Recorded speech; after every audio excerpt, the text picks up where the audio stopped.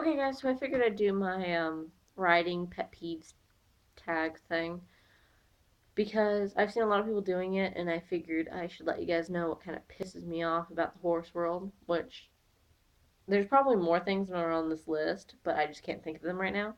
So we're gonna get started. First off, people that use basically metal with horses and think it doesn't hurt the horse. I get it that there are certain people who, if they ride in a bit, they don't hurt their horse with the bit, but at some point it probably is going to hurt them. A horse can figure out how to hurt themselves with just about anything. You could put a horse in a padded cell and they could figure out how to hurt themselves. And then I see people who have spurs and bits and whips and stud chains, and it's just like they're just hurting their horse and beating the snot out of them. It's like, really? Do you have to do that? And then they say it doesn't hurt the horse. Yes, it does. I promise you it does. People who death grip their lead rope. Okay. And I don't mean just like the entirety of the lead rope. I mean, you've got a good 5 feet of lead rope, 5 or 6 feet, depending on which one you have.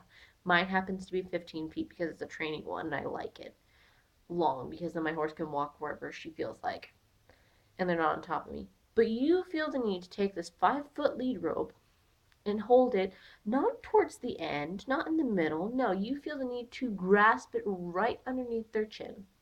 You've now made it so this horse can't look around if something jumps out of a bush or if they want to look down to see if they're going to trip over something because there is this area at my barn where the ground lifts up a little bit so they have to step over. And if you are death gripping your horse, they can't see that. So then they'll trip and then they'll freak out. My horse also will throw her head and try and get you off of her if you do this. People who call their horses names or label horses. Now, this is a big problem for a lot of people. Um, it's just they'll label the horse spooky or barn sour, and it's like, look, it's not the horse's fault. It's usually something that you've done repeatedly, and now the horse just does this on command, essentially, and it's your fault.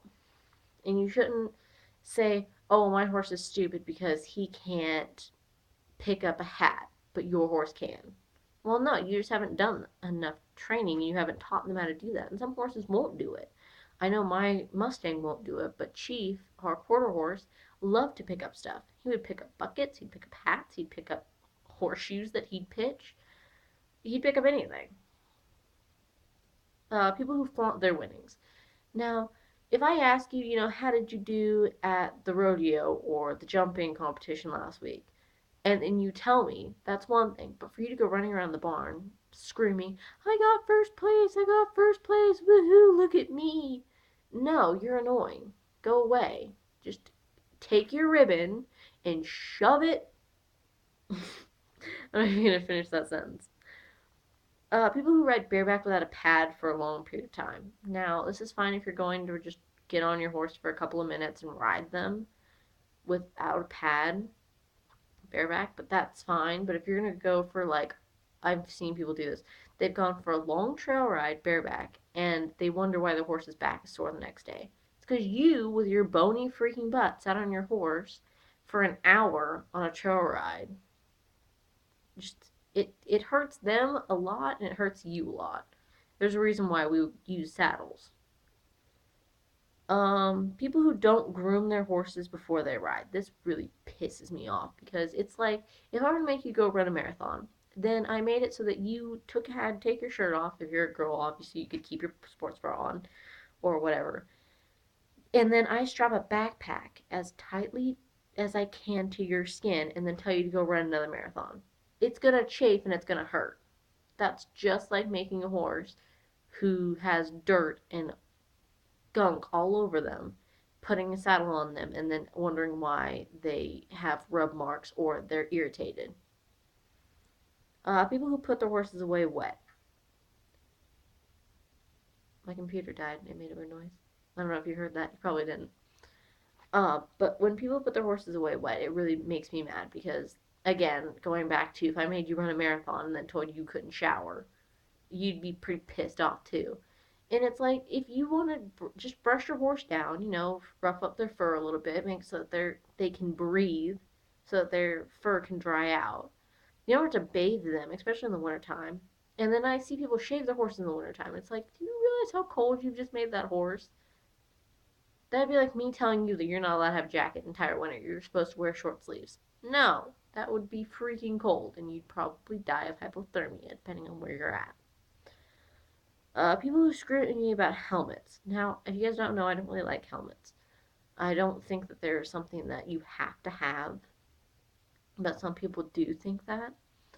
And I personally think that it's your responsibility to figure out whether or not you want to ride in a helmet. I've seen a lot of people get hurt with helmets, and not very many people get hurt without a helmet. Because a lot of the time, if you're riding in a helmet, you're not paying attention to what you're doing as much, or you think that because I have the helmet on, I'll be safe, so no matter what I do, I'm going to be safe, and you're not. People who think that because I ride English, that I'm not, or because I ride Western, that I'm not as good as English, or that one is better than the other. I personally think that the same basics, just developed a little bit differently. Like you have to have the fundamental foundation, and then after that, it's just building on a certain skill, kind of like math. If you have to learn the basics of addition, multiplication, division, subtraction before you can go on to algebra or geometry. It's just it's you have to get the basics down, and then from there it's just a little bit different progressions and a little bit different skills. So they're basically the same thing. I don't see why everyone has to argue about it or say that one's better than the other. People who say that riding is easier or not a sport, my mother does this just to piss me off.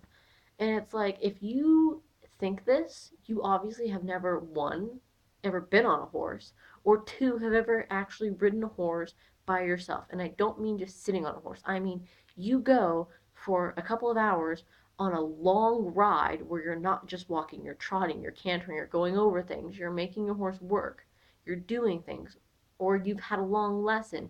Your trainer has challenged you. They've made you drop your stirrups. They've made you ride bareback. They've made you sit on the horse backwards and ride backwards. And I had a trainer that does that. It's like, obviously, you've never done these things, so you have no idea what it's like. People who blame the horses for things. Like, I would always see when I'd go to competitions, people who would knock a rail down or they'd knock a barrel over, and then they'd blame their horse. Obviously, it was you that did that, unless your horse just decided that I feel like knocking this barrel down, or I feel like knocking this rail down. I feel like crashing into this jump. No, horses usually don't do that. Usually, if a horse decides to do something, it's to avoid it. It's not to run headlong into a jump or headlong into a barrel.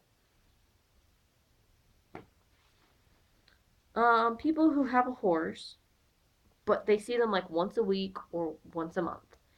Now, I see my horse twice a week, every week. However, if it's a good week, I'll see them like 3 or 4 times a week. And usually the 2 days a week that I'm always there are my work days. And then after that, just me coming and riding. But it's like if you have a horse, you need to be dedicated to that horse. People who give advice when it's not needed. Now, I do this from time to time, but I usually do it when there are small children involved and I'm afraid the children are going to get hurt because obviously the parent has no idea. But if it's like an adult working with their horse, I'll usually pipe down and just leave them alone. And if they get hurt, oh well. You're an adult. But if it's a little kid, I feel bad if the little kid gets hurt because I knew that you were doing something wrong and now you don't know, but I know. And then your kids get hurt and I could have stopped it. I then feel bad. People who tell me how to walk around my horse. Now I like to walk around my horse without touching her at all, or I'll walk underneath her while she's tied up, like actually underneath her. And I can do this when she's just standing in her stall, when she's standing in the middle of nowhere. She can just be standing anywhere, and I can walk underneath her. I'll walk underneath her neck when she's tied up. Um, I'll walk between her legs. I'll walk behind her without touching her. And people will say, "Oh, you're being dangerous. You need to stop doing that. You need to, oh my God, you're going to get hurt." No, I'm not, because I know my horse. And I know that she's not going to freak out and run into me, or kick me, or stomp me out. People who shave their horses' muzzles or inner ears. Now, if you just like shave the inner ears when the hair starts falling, like popping out, that's fine. But if you shave it down to the bone to where it looks like a toy horse's ear, that's ridiculous because you know that that blocks out one sound, two it blocks the like sound from the wind, and then it blocks out bugs. And also the whiskers are meant for depth perception, so the horse can tell how deep their water, how deep they have to put their nose into a water bucket. The whiskers will touch the water, and then they'll be like, okay, I can need to go like another couple of inches. Or like when they're grazing or eating, they do this. So it's like they're there for a reason, just like our thumbs are there for a reason. We kind of need those. I wouldn't just cut your thumb off and be like, oh, go do something. People who move my stuff. And I don't really have this problem with a newborn because usually it stuff doesn't get moved, and if it does, it just gets hung up. Like I've left my jacket, and it just gets hung up right next to my tack box, so that's fine. But it's like when I used to leave my grooming kit on top of my tack box, my old barn, and it would somehow magically go from my tack box to like somewhere in a random spot. It's like my grooming kit did not grow legs and walk somewhere else. Obviously you moved it somewhere. And would you please leave it alone? Because I'm kind of blind and I put things in a certain spot because if I don't, I'll probably lose them and never see them again until you tell me where you put it. People who overprotect or overlove their horses. Now, I love my horse. I really do. She's like my baby. But I'm not going to be like, oh, I'm not going to go buy that parked car because my horse freaks out over cars. No, I'm going to make my horse do things and get uncomfortable because I want, if we are in a situation where we have to go buy something, I don't want her freaking out because she's never had me force her to do something before. I want her to be like, okay, she's in charge of me, and I know that as long as I'm with her, I'll be fine. I don't understand why people do this. They overlove their horses to the point where it is now made their horse worse than if they had just done the things that they were avoiding because they didn't want to do it. My last one is people who blanket their horses unnecessarily. Now I know if it's in a you're in a place where it snows, like I know in Colorado you kind of have to because it snows, and then the horses, the icicles when they melt, it melts into the horse's body and it's cold water and it freezes them. But like if you're in southern Nevada or southern California, there's no need for you to put a blanket on your horse constantly. I mean, we don't get snow here, and if we do get snow, it falls on the ground and then melts. It doesn't stick. So there's no point for you to blanket your horse if it's like 30 degrees in the morning for a couple of hours, if that, and then it gets to 60 or 70 degrees in the afternoon, and your horse is sweating because then you just made it to where it gets cold again at night, and now they're freezing.